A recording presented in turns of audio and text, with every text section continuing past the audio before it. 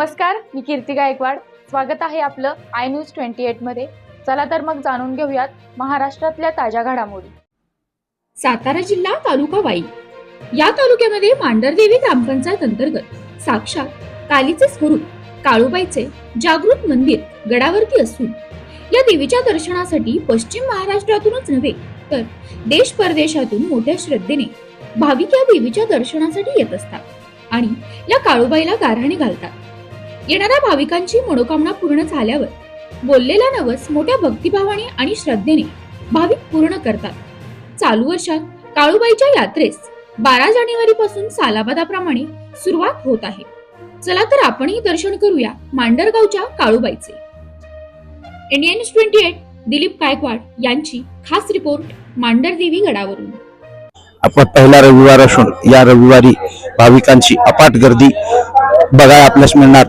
तिथनं खालनं पाक लांब पर्यंत रांगा लागलेल्या आहेत आणि या देवीच्या दर्शनासाठी भाविक आलेले आहेत. आपण काही भाविक आहेत त्यांच्यासोबतही जरा संवाद साधू.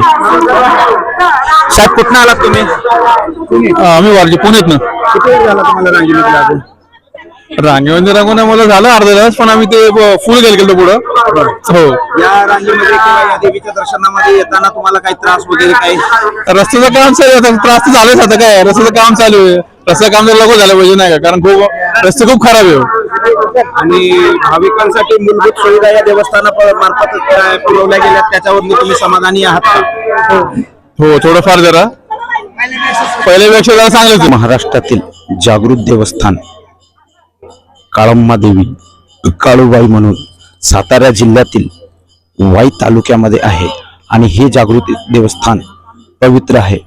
लांब लांबन भाविक लोक या देवीच्या दर्शनासाठी येत असतात. आज सकाळपासूनच देवीच्या दर्शनाला रांग लागलेली आहे. आपण बघू शकताय व्यवस्थित पद्धतीनं कुठने आणि कशी रांग लागलेली, आणि भाविकही आपल्या सोबत काही आलेले आहेत लांब लांबन. कुठनं आलात तुम्ही? आम्ही चाकणवरून आलेलो. चाकणवरून. कधी आला? आम्ही सकाळी 6ला निघालो घरून. किती वाजल्यापासून रांगेमध्ये आहे? आणि अर्धा तास झाला, 10 मिनिटं झाली असं. 10 मिनिट. कुठून लागलेला आहे? पायऱ्यांपासूनच लागलं. तर बघू, सातारा जिल्ह्यातील हीच ते देवस्थान काळूबाईचं, ज्या देवस्थानासाठी भाविक मोठ्या आशेने आणि श्रद्धेने या देवीच्या दर्शनासाठी येत असतात आणि इथनं त्यांची मनोकामनाही पूर्ण होते. तरी आपण इथं काही भाविक आहेत त्यांच्याकडनं विचारू.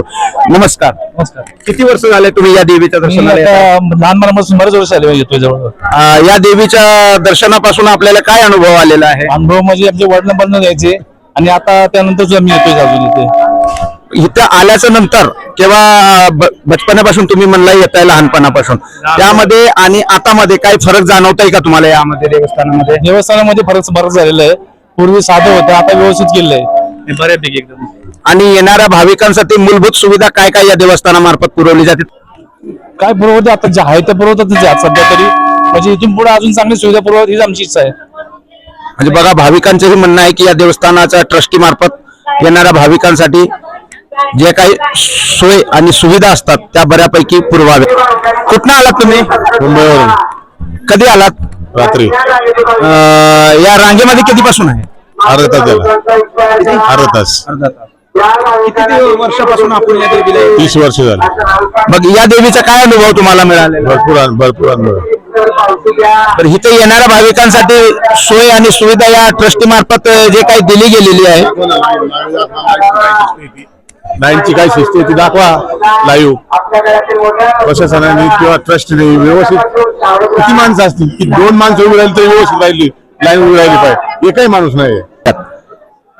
मी दिलीप गायकवाड, इंडिया न्यूज 28 पुणे विभाग प्रमुख.